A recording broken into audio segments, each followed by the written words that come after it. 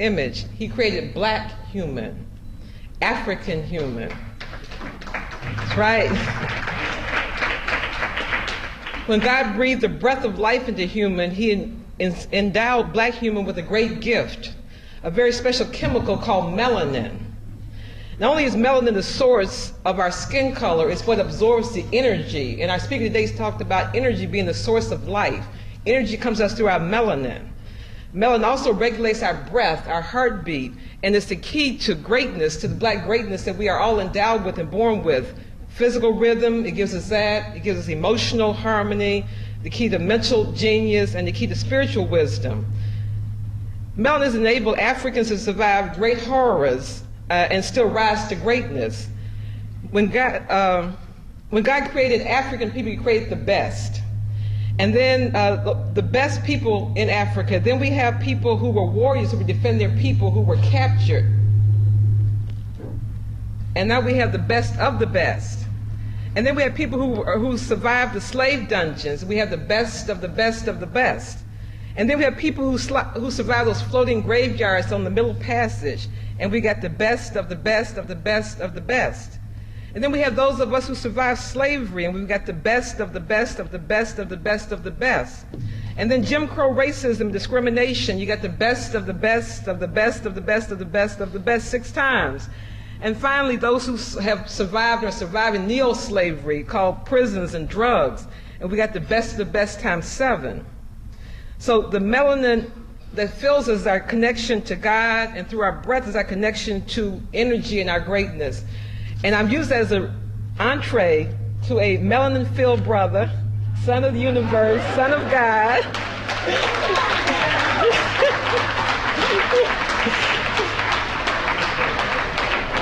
Dr. Naeem Akbar. Naeem has been an undergraduate in psychology at the University of Michigan. Naeem has been a graduate student in psychology at the University of Michigan. Naeem is educated and wise. Naeem has been an associate professor at Norfolk State University. Naeem has been chairman of Morehouse College Psychology Department. Naeem has been professor of psychology and continues at Florida State University. Naeem is a teacher and an educator. Naeem has written Breaking the Chains of Psychological Slavery. Naeem has written The Community of Self, Visions for Black Men, and Know Thyself. Naeem is a writer. Naeem has been awarded Distinguished Scholar at Florida State University, Honorary Doctor of Humane Letters at Edinburgh at University of Pennsylvania, and Lincoln University. Naeem is a recognized scholar. Naeem has been interviewed on Oprah Winfrey's show, Tony Brown's Journal, Geraldo Rivero's show, and host of other national and local shows. Naeem is a speaker of the truth. Naeem has been written about in Essence, Jet, Washington Post, local, national, international newspapers. Naeem is a leader in the field of psychology. Naeem has spoken at over 500 colleges, universities, conferences, symposia in the United States, Europe, Asia, Africa, and South America. Naeem is a great orator. Naeem has been honored as on Naeem Akbar Day in Atlantic City, New Jersey, Cleveland, Ohio, Cincinnati, Ohio, and Jackson, Mississippi. Naeem is the man of the hour.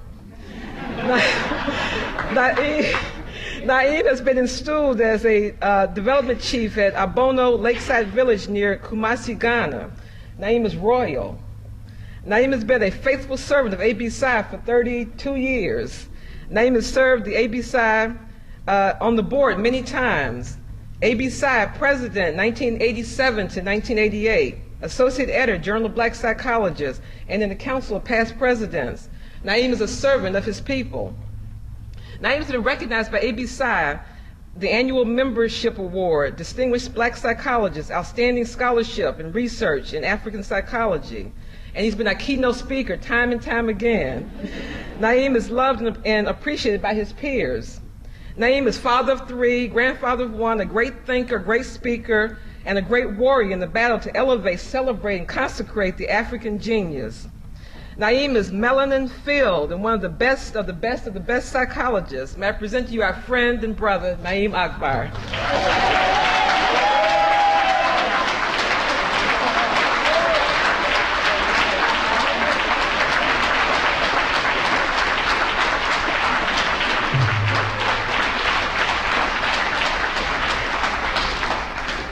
Thank you, my sister. If I were intelligent now, I would go quietly out the side door and let that statement stand on its own merit before I discredit it by daring to open my mouth.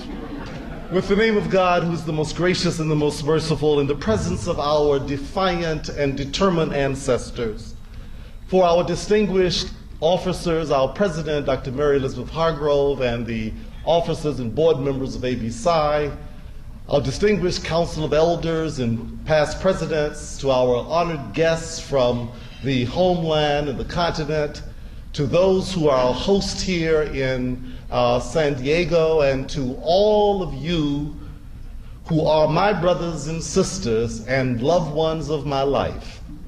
I'm honored to be here and to greet you, some of you Hotep, others of you Habaragani, others of you Salam Alaikum, the rest of y'all, yo, what's up?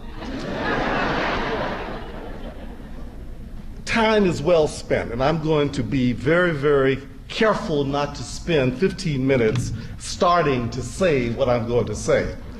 In order to get us as much on time as I possibly can, I'm going to say it and shut up. And hopefully I'll be able to do that with a reasonable period of time. They promised me 30 minutes. Now, they didn't plan to spend all the time doing all the other things that they've done.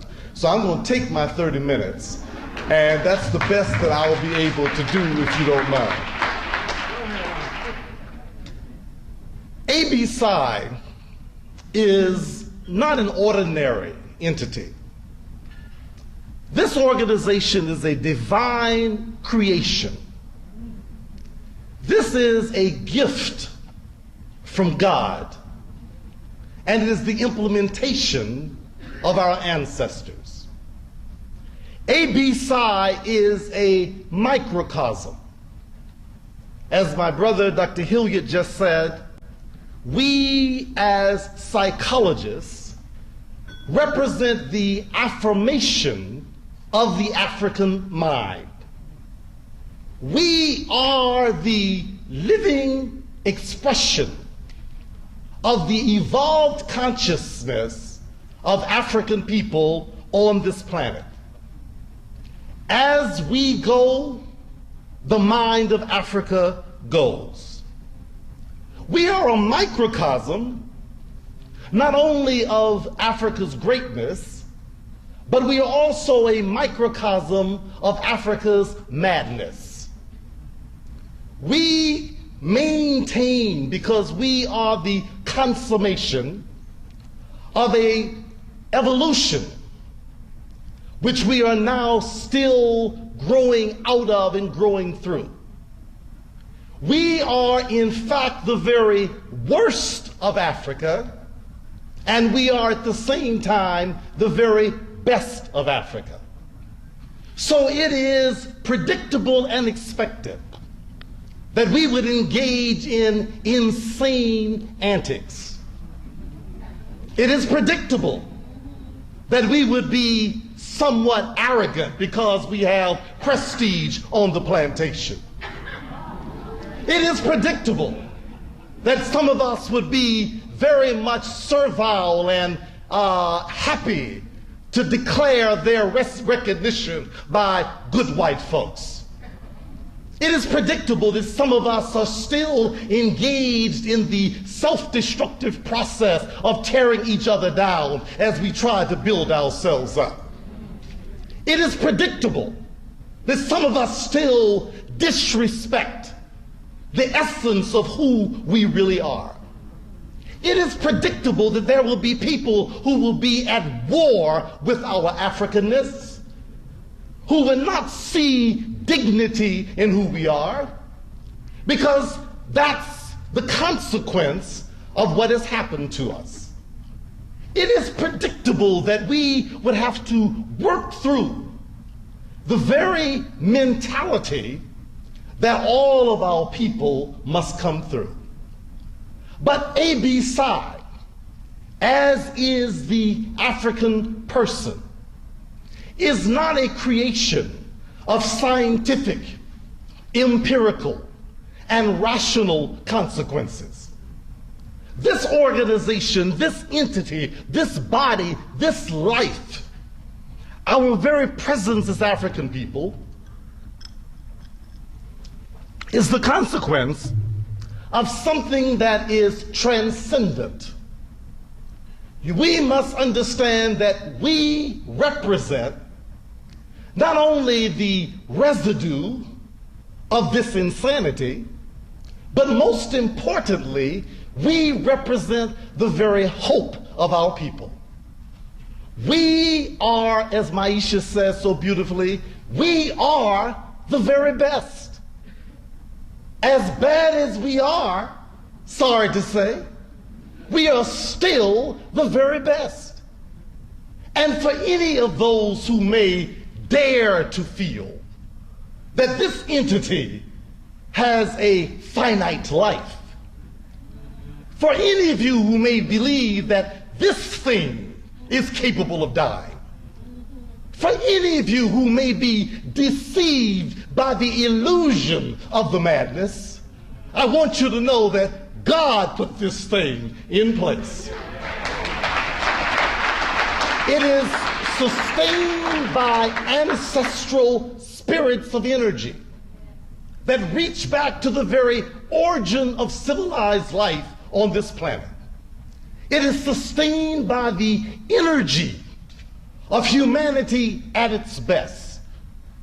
And so, in spite of the illusions of death, there is no death. Dr. Gabosas this morning said that we must understand that there is no death in the life cycle. The life cycle is a continuous life. And we represent the fruition and the demonstration of the principle of the Banu bird. The Banu bird, of course, is the Kemetic origin of what the phoenix bird became for the Greeks. And that is, it became a symbolic imagery of life emanating out of the ashes. You see, African people in America were decimated, destroyed, not just physically wiped out, but physically deteriorated, derogated, disrespected, killed, mentally killed, spiritually killed. We died 3 crucifixions and were buried for 3 days. And we have proven to the world, you can't keep God's work down.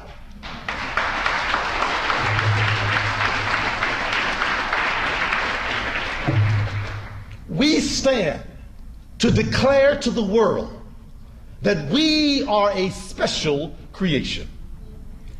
ABPsi has evolved. It began as a defiant stand of liberation. Some defiant Negroes with big afros, and one of them had a switchblade in his pocket, stood up at the sanctified gathering of some of the most arrogant, self-righteous, self-defining white people on the planet.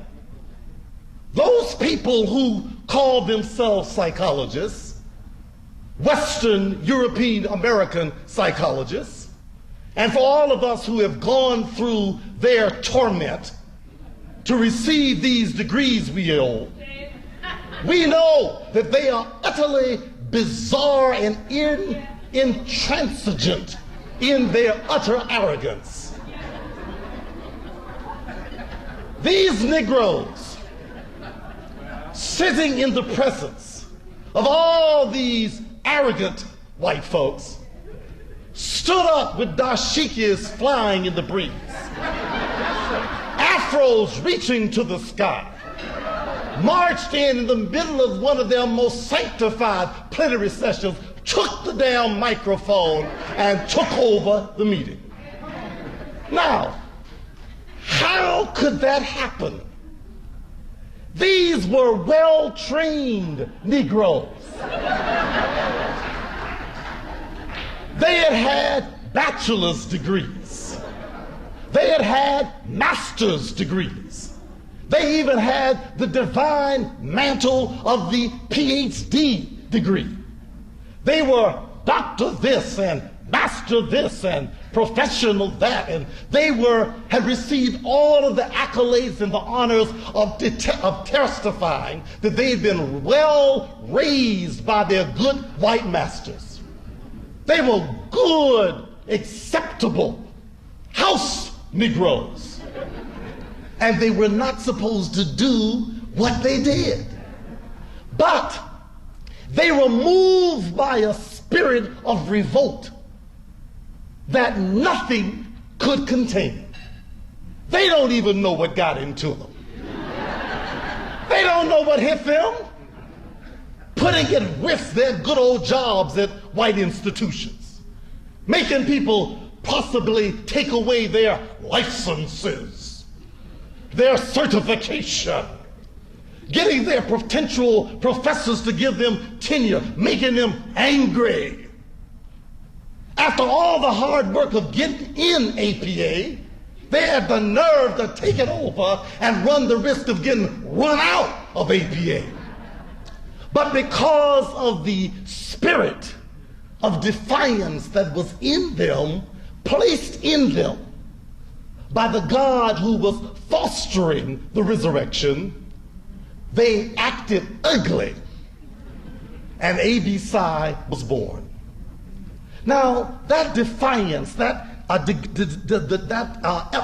statement that we are going to be free was the same spirit of Harriet Tubman, the same spirit of Frederick Douglass, the same spirit of all those people who endured but tried to escape from shackles that they knew were never supposed to have been there. It was a spirit that had never died. The spirit of revolt, the spirit of the maroon, the spirit of the defiant. That's what was manifest. This organization was born out of a spirit of defiance. ABPsi did not come into existence to make white people happy. ABPsi did not come into existence to seek acceptance on the plantation. Look, you are very confused if you think this is a civil rights organization. We are not interested in anybody liking us. The purpose of this existence is so that we can learn to like ourselves. That is the reality of what it represents. So the defiance represented the origin and the birth of ABPsi. Now, it's interesting because, interestingly enough, there were many people who were involved in this early defiance who eventually drifted away. Some drifted away because it didn't stay defiant enough. Others drifted away because they got frightened by their own defiance. Oh my God, what have I done? And in doing so, they began to see ABPsi as representing something that was supposed to have been temporary, to get immediate rewards, but it was supposed to shut up and be quiet. They didn't know that they'd been a part of the birth of a new life form that wasn't going anywhere. And so the evolution moved from defiance to rediscovery. Whereas the beginning had been one of saying, we don't want you to define us, white folks. Get off our backs, white folks. Leave us alone, white folks. Where the early messages were all directed towards, I'm going to get away from this plantation and focusing on the plantation, that mentality evolved to become one of saying, we are now recognizing who we are. And we begin to forge in our rediscovery our human identity as Africans. Now that became real scary because this was territory that had been forgotten. We didn't remember that we were Africans. But as I said at the beginning, ABPsi is a microcosm of the rebirth of the consciousness of African people. So this organization became the organization to begin to pioneer the notion of African-centered thought. Now, African-centered thought is not, in fact, a decoration. It's not costuming. It's not a persona. It is an acknowledgement and the affirmation of our unique and special humanity. African-centered thought is a perspective. It's not a uniform. It's not a dogma. It's not a religion. I have on this European suit and tie and European French cuffs for the express purpose of saying to this body, my Africanness is not in the clothes I wear. Listen.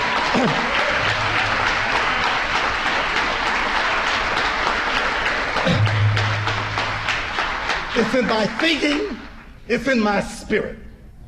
And to say to those people who want to use dress and facade as an excuse to deny your Africanness, that you ain't got that excuse.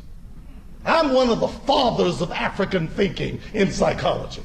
If I can do it, you can do it too. Bottom line, simple as that. I am sick and tired of that madness of you bringing those superficial definitions of the spiritual essence of African people, reducing it to a dreadlock, some cowrie shells, and some type of long outfit from Ghana. That is not the reality of what we represent. That's fine. No problems with the accoutrements of culture. No problems with that. The accoutrements of culture are valuable, important, symbolic, giving internal signals to the subliminal representation of a certain recognition of our inner being, which is reflected in terms of the outer expression of what cultural symbolism may happen to be. That's cute. But it is no more than an intended catalyst for an inner birth. So we have been engaged in a conflict over costumes. We've got a major production here to change the world, and we're engaged in conflict over costume. We must understand that spirit is much more powerful and significant. And as, again, our speaker this morning said, it is the essence of what we are. Spirit is what's important. Religion is costuming. That is true of Christianity, Islam, and quiet as is kept. When African traditional religion becomes a set of dogmas and standards to somehow take people away from spiritual consciousness, it too is the same limitation. So look, I'm not going to argue with you about what rituals work for you. Whatever stimulates and raises your vibration to a level that you can begin to resonate as a spiritual entity, I consider it legitimate. And it is legitimate. If you can find a spiritual consciousness with a perm, then perm on, baby.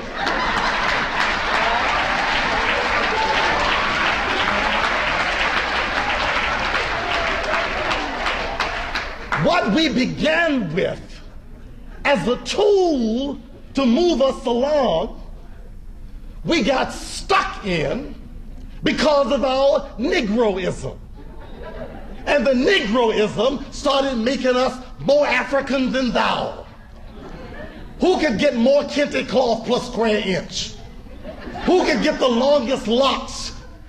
Who can in fact begin to get, if they start off, who can get the biggest afro? Who can in fact speak more languages than nobody understood but them? Who was able to come up with more bizarre and strange rituals that they don't even understand the full significance of while doing them themselves? This became our new criterion. But that ain't nothing but Negro standards. Who can be closer to boss? Who can walk around the plantation looking differently? Who can affect a greater reality? That's the same madness.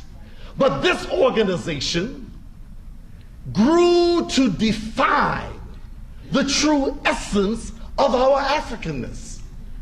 It understood not that we came from a continent, it began to identify the unique humanity that was in fact the foundation of civilized life. We restored in our work, in our thinking, in our research, in our deliberations, in our struggles with each other, as we fought against the slave mind that constantly came back to attack the reemergence of the African. We were trying to affirm again our definition as human beings who had their foundation in the place called Africa. So the next stage in the evolution was one of rediscovering our authentic human identity as Africans. The third piece in the evolution was the restoration of our genius in spirit and in humanist. That somehow what we had lost, what we no longer could remember, what we'd forgotten, is that we are spirits. It ain't about none of the facades. It ain't about none of the things that we see with the eye. It is about the underlying reality. It is about the energy that underlies all that we see. It was a recognition that somehow we are spirits and have a responsibility to refine the energy on this planet. ABPsi then became something more than just a colored organization. ABPsi became something more than just a church. ABPsi became something more than just a professional gathering. It became a place of healing, not only for those who came here, but for those who we dedicated ourselves to serving. What do you mean? I mean that when Paris comes up here, when Halford's struggling for years against all kinds of opposition, sleeping on floors in the national office, I could go around this room to point out person after person who's done these thankless labors of love. Maisha walks up here. We love this thing. We love this thing because this thing is us. When we come here, listen, when we come here, we are not only regenerated, we are remade. We are remade.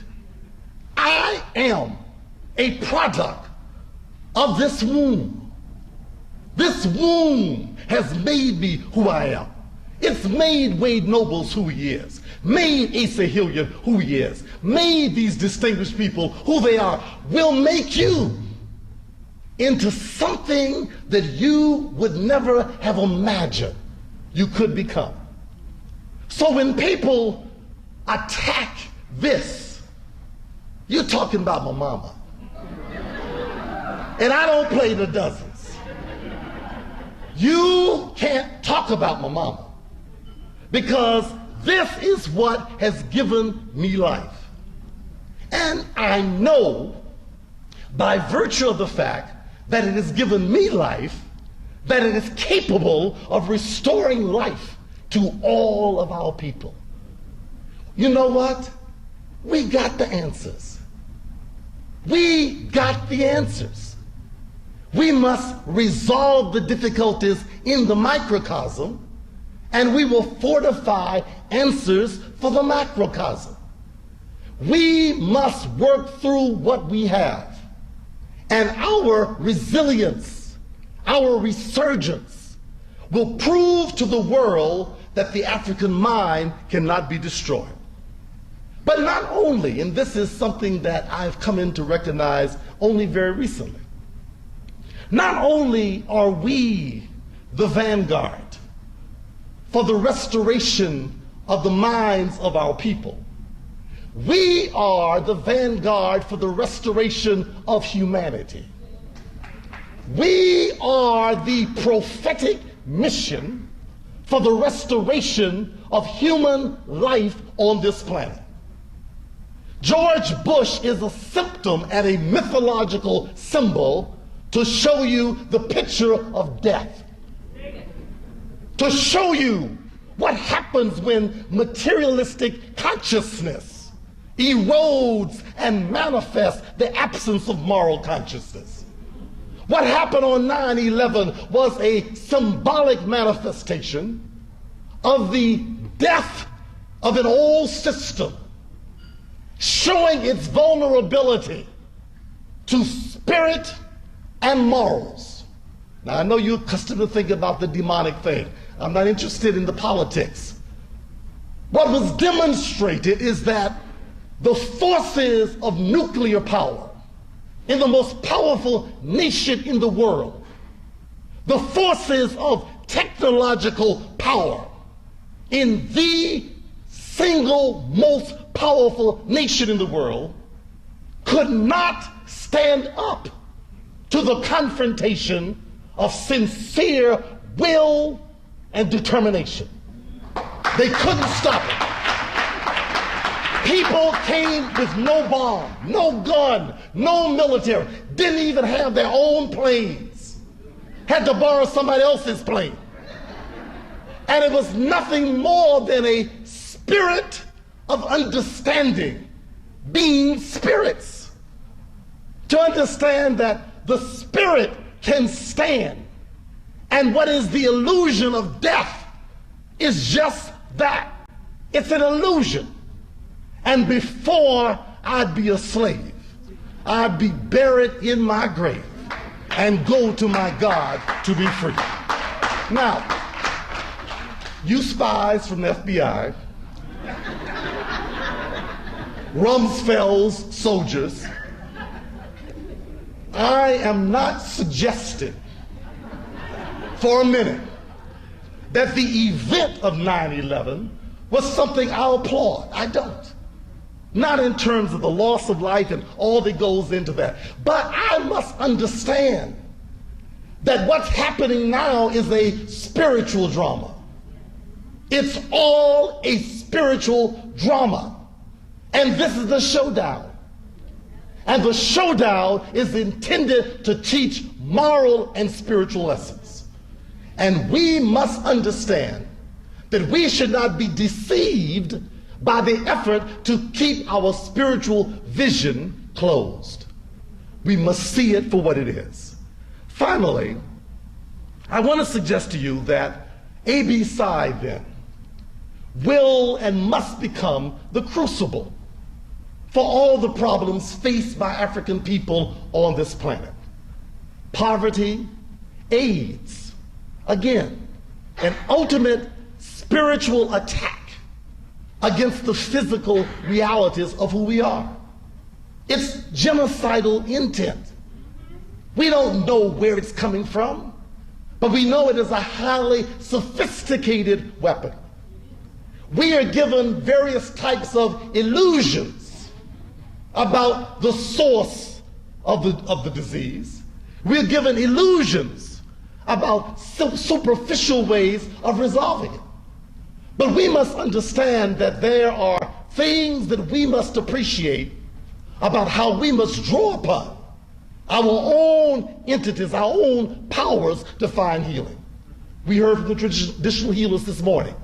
Yes, they have herbal treatments. Yes, they have certain kinds of roots. They have certain kinds of natural things. But they are engaged in using those things within a spiritual context. And it is the spirit and the chemistry and the psyche working together that's bringing healing. The other thing that makes their cures unacceptable is that the profit margin is too low. You may not believe it, but this nation will not permit drugs to be used that reduce the profit margins of Merck and the other pharmaceutical companies. They will not let them in. They know about this work in Ghana, in Senegal. They know about the work in Kenya. They know that there are people who have come up with ways to deal with healing and curing AIDS on a wide basis. They know that. But they will not let it in until they can find a way to ensure that they get the profit off the top. If you believe I'm lying, wait and see. It's coming. And they have no concerns about wiping out millions of people until they can make the profit that they desire. But this is the showdown, so we don't have to worry about that. It's just a matter of like enduring and fostering and working and doing the things I've heard in these workshops. We must do the daily battle, but with the conviction that we will have the victory. Education, poverty, all of the problems we face on this planet, the relationship problems, the fact that we have lost the nucleus of power in our relationships. When black mothers start abusing children, we sick. When black men begin to see black women as being their worst enemy, we sick. When black women have given up on so-called hopeless black men, we sick. When we have lost the recognition that the buffer that brought us across, the boat that took us, sustained us, was this incredible power of African love. Oh, those mothers who love those babies.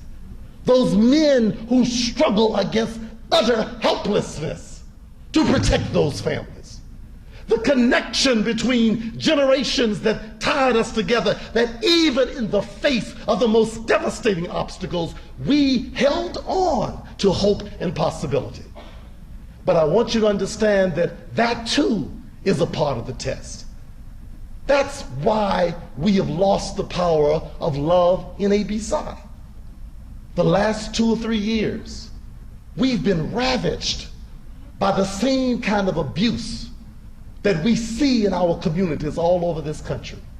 The kind of disrespect for each other, the kind of pious, holier than thou stuff, the kind of arrogant intrusiveness. We have lost the use of the power that we had. Power that taught us that love was the thing that let us deal with impossible obstacles. Listen, you think ABPsi is broke for the first time? Do you believe that for the first time in 30 years, ABPsi ain't got much money in the bank? Well, you don't know history, fool. We've been broke ever since we've been here. But we've been able to continue year after year after year after year and with impossible odds. Go to Jamaica, go to Africa, broke. Have a building in DC, broke. Keep the lights on, broke. Eat big banquet dinners, broke. Get all kinds of African garb to come and march around America, broke. We've been able to somehow keep on doing this, broke, broke, broke, broke. Broke ain't new. What's new is that you've lost love. You don't love each other anymore.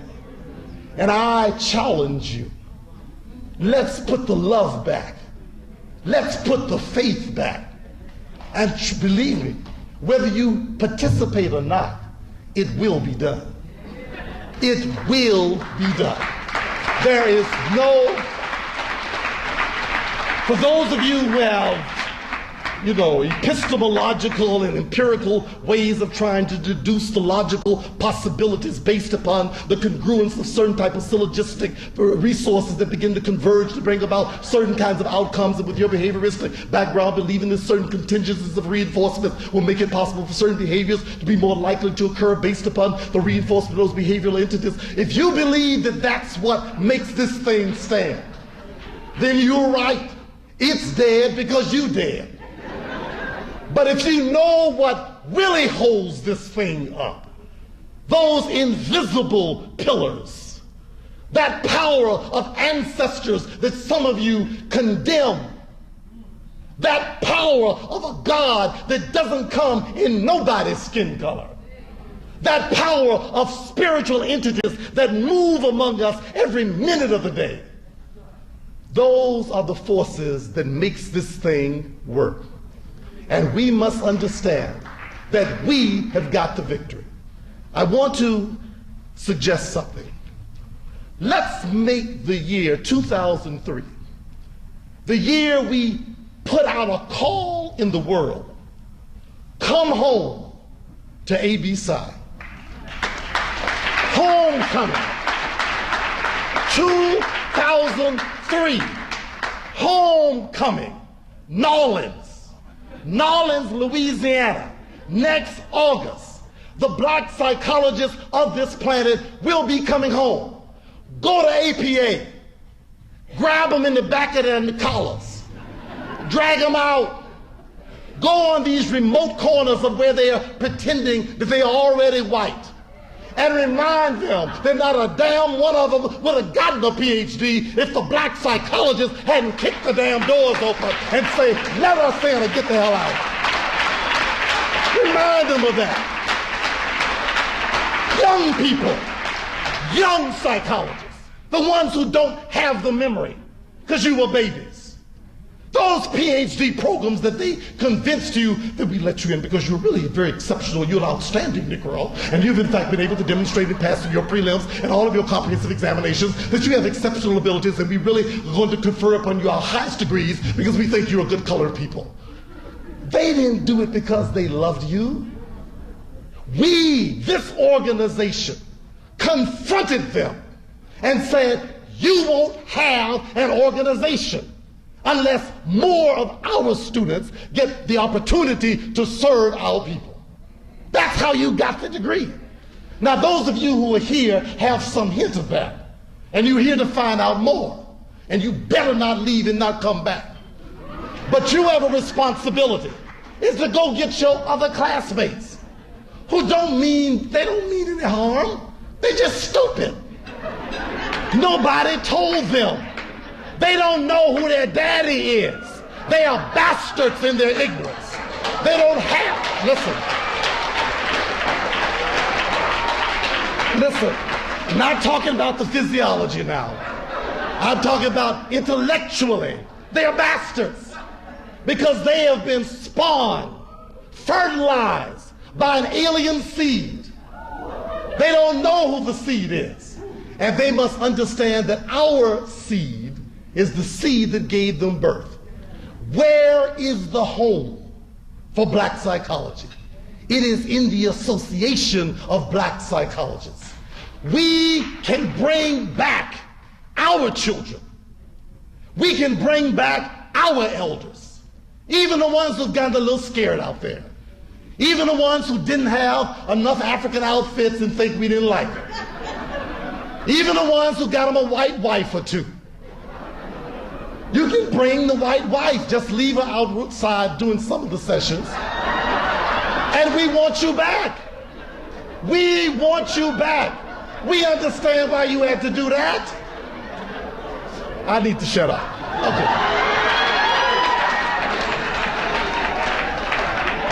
Look, we are the ones who understand black insanity. We know what it means to be black and crazy. We know why you're in the state you're in. We know why you had to do that. Don't be ashamed. Come here and let the healers heal you. Homecoming, ABPsi, 2003. Homecoming, ABPsi 2003. Homecoming. ABPsi 2003. Homecoming. ABPsi 2003. It's getting hot in here.